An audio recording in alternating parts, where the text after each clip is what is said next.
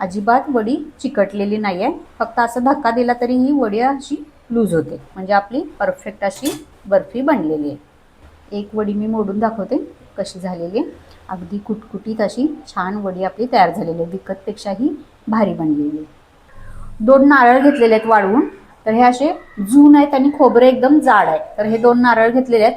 आता थोडेसे वेडेवाकडे फोडलेले आहेत माझ्या मुलग्यानं, पण काही हरकत नाही. आपल्याला हे खोवायचे नाही आहेत, तर वाटून घ्यायचे आहेत. अगदी वेगळ्या पद्धतीची आपण बर्फी बनवत आहोत. आता ह्या नारळामधून आपल्याला हे खोबरं बाहेर काढायचं आहे. तर हे बाहेर कसं काढायचं सोप्या पद्धतीने हे मी दाखवत आहे. तर हा नारळ घेतलेला आहे. त्याला असं कापड लावून घ्यायचं, म्हणजे हे खोबरं तुटत नाही. व्हायब्रेशन असतात ते हे कापड ॲब्सॉर्ब करते. हा खलबत्ता घेतलेला आहे मी आणि ह्याला असा हळूहळू दाब द्यायचा.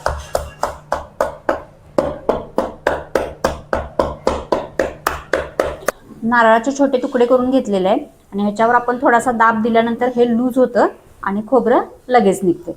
आता काय करायचं, आपण ह्याच्या तळाला असा चाकू घालायचा. चारी बाजूनं असा चाकू घालून थोडंसं वरती उचलण्याचा प्रयत्न करायचा. हे लूज झाल्यामुळं लगेच निघते.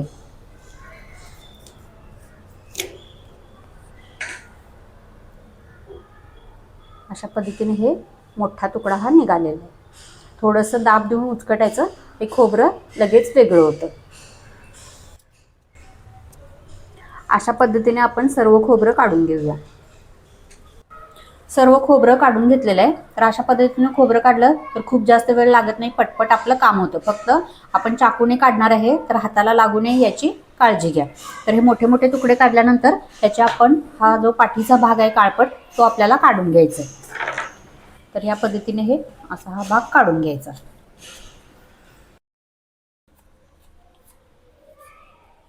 या पद्धतीने असा पाठीचा जो काळा भाग आहे तो काढून घेतलेला आहे. तर हे असं पातळ पातळ निघालेलं आहे. खूप जास्त असं वेस्टेज जात नाही, फक्त हे काळा भाग हा निघालेला आहे. खोबरं जास्त वाया जात नाही. तर अशा पद्धतीने आपण सर्व खोबरं आहे ते पाठीचा भाग काढून घेऊया. आता पाठीचा भाग काढायचा आहे म्हणजे आपली वडी पांढरी शुभ्र दिसते. जर समजा तुम्हाला पाठीचा भाग काढायचा नसेल, हा काळपट भाग तसाच ठेवला तरी पण चालेल. फक्त बर्फीचा रंग थोडासा ब्राउनिश येईल, बाकी चवीमध्ये काही फरक पडत नाही.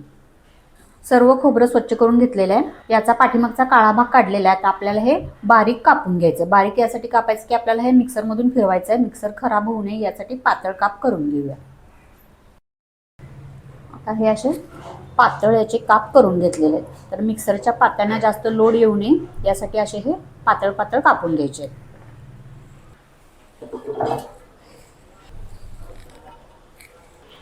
2 नारळ होते आणि चांगले मोठे नारळ होते. यासाठी मी 2 वाट्या साखर घेतलेली आहे. समजा तुमचा नारळ छोटा असेल, खोबरं पातळ असेल तर तुम्ही पाऊण वाटी साखर घ्या एका नारळासाठी. आता आपण 2 नारळ होते त्यासाठी 2 वाट्या साखर घेऊया. आता मी घरातली ही रेग्युलर वाटी घेतलेली आहे, याच वाटीने आपण साखर मोजून घेऊया.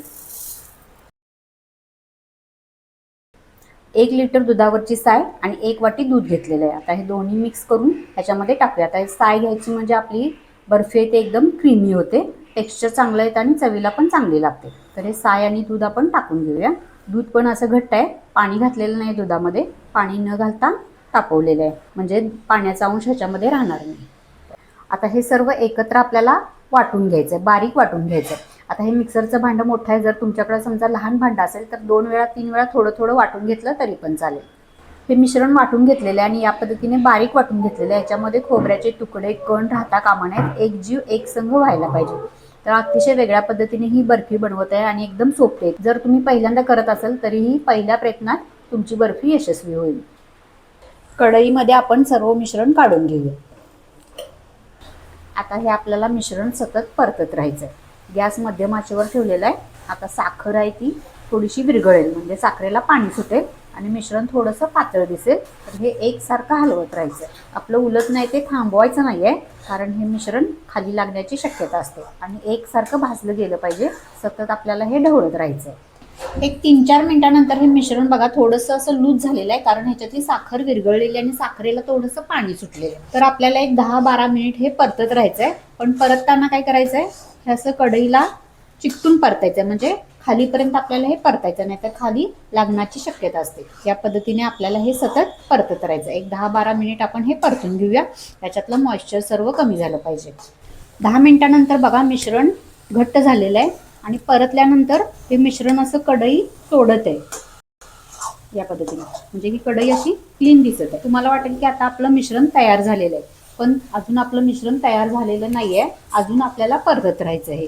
आता हे कढई सोडत आहे एक 10-12 मिनिटानंतर, तरीही आपल्याला अजून परतत राहायचं आहे आणि हे घट्ट झालेलं आहे. आता मी असंच हे परतून घेत आहे. गॅसची आच मध्यम ठेवलेली आहे.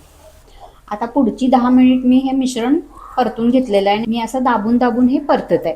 कढईला पण लागत नाहीये, सुटलेलं आहे ते मिश्रण. आता काय करायचं, आपण या स्टेजला आपण थोडंसं मिश्रण प्लेटमध्ये काढून घ्यायचं आणि थोडंसं थंड झालं की बघायचं याचा असा गोळा बनत आहे.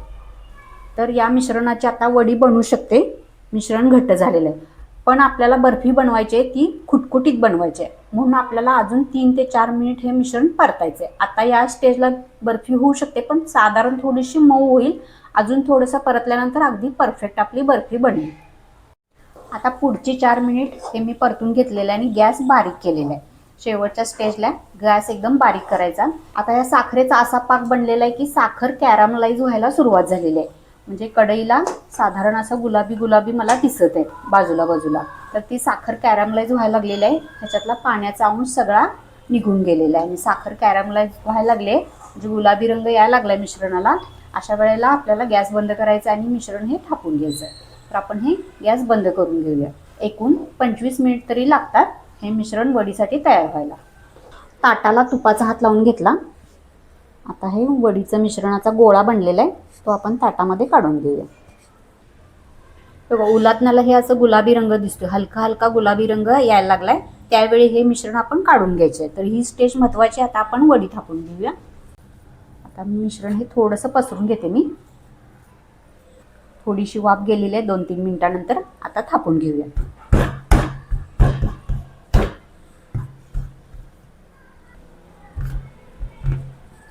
हाताला पण थोडंसं तूप लावून घ्यायचं, म्हणजे हाताला चिकटत नाही. मिश्रण चांगलं एकसारखं थापून घेतलेलं आहे. मिश्रण आता हे गरम आहे. 2-3 मिनिटांनी आपण याला मार्किंग करून घेऊया. आता याला मार्किंग करून घेऊया आपण. मिश्रण कोमट झालेलं आहे. थोडंसं कोमट असतानाच मार्किंग करायचं, घट्ट झाल्यानंतर मार्किंग करता येत नाही.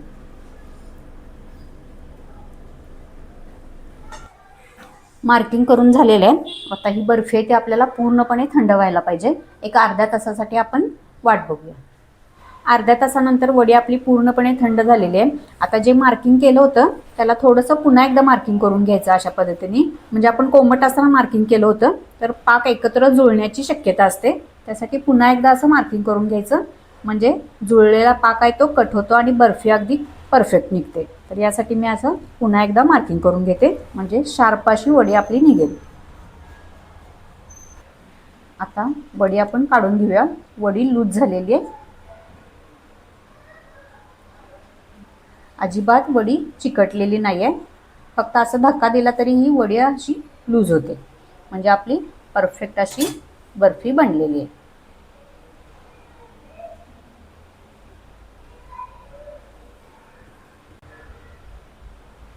अगदी परफेक्ट अशी बर्फी आपली बनलेली आहे आणि रंग एकदम पांढरा शुभ्र राहिलेला आहे. फक्त साखर कॅरामलाइज व्हायला सुरुवात झाली की लगेचच गॅस बंद करायचा आणि वडी थापून घ्यायची. फक्त मिश्रण परतत राहायचं की आपली वडी तयार. सर्व टिप्ससह मी ही बर्फी दाखवलेली आहे. एक वडी मी मोडून दाखवते कशी झालेली आहे. अगदी कुटकुटीत अशी छान वडी आपली तयार झालेली आहे. विकतपेक्षाही भारी बनलेली आहे.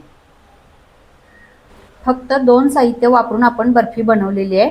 त्याच्यामध्ये खवा, मिल्क पावडर काहीच वापरलेलं नाही. मी वेलची पावडर सुद्धा वापरलेली नाही आहे. आपण जसं मिश्रण परतत जातो तसं याच्यातून कोकोनट ऑइल रिलीज होतं आणि बर्फीला कोकोनट ऑइलची चव येते. तर वेलची पावडर घातली तरी पण थोडासा वेलचीचा स्वाद येतो. यासाठी मी काहीच न वापरता फक्त 2 साहित्यांमध्ये अगदी खुसखुशीत बर्फी बनवलेली आहे. नारळी पौर्णिमा आणि रक्षाबंधन विशेष खोबऱ्याची बर्फी नक्की करून बघा.